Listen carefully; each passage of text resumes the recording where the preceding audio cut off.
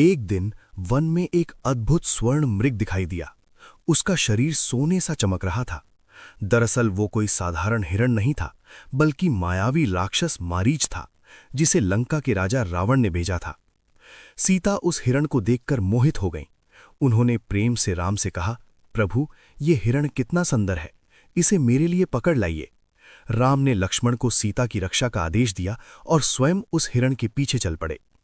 कुछ दूर जाकर राम ने मारीच पर बाण चलाया। मरते समय मारीच ने राम की आवाज में पुकारा, हा लक्ष्मण, हा सीते। सीता घबरा उठी। उन्होंने लक्ष्मण से कहा, तुम्हारे भैया संकट में हैं, तुम तुरंत जाओ।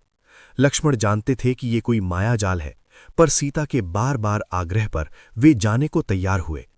जाने से पहले उन्होंने कुटिया के बाहर एक दिव्य रेखा खींची, लक्ष्मण रेखा, और कहा, माता, इस रेखा के बाहर मत आना। तभी वहां एक साधु के वेश में रावण आया। उसने भीख मांगी, भिक्षाम देहि। सीता धर्म का पालन करते हुए रेखा के अंदर से ही भिक्षा देने लगी। रावण ने कहा, देवी, क्या आप एक साधु को इतनी दूर से भिक्षा देंगी? बाहर आकर दीजिए। धर्म और मर्यादा में बंधी सीता जैसे ही रेखा पार कर बाहर आई, उसी क्षण रावण ने अपना असली रूप धारण कर लिया। 10 सिर, 20 भुजाएं, भयानक स्वरूप। सीता घबरा गईं। रावण ने उन्हें बलपूर्वक अपने पुष्पक विमान में बिठा लिया और आकाश मार्ग से लंका की ओर उड़ चला। रास्ते में एक वृद्ध गिद्ध जटायु ने यह दृश्य देखा। वो राजा दशरथ का मित्र था। उसने रावण को ललकारा, अरे अधर्मी, माता सीता को छोड़ दे। जटायु ने पूरी शक्ति से युद्ध किया, लेकिन रावण ने अपने तलवार से उसके पंख काट दिए। घायल जटायु धरती पर गिर पड़ा, पर उसने हार नहीं मानी। उसने रावण की दिशा याद रखी। उधर जब राम और लक्ष्मण लौटे तो कुटिया खाली थी।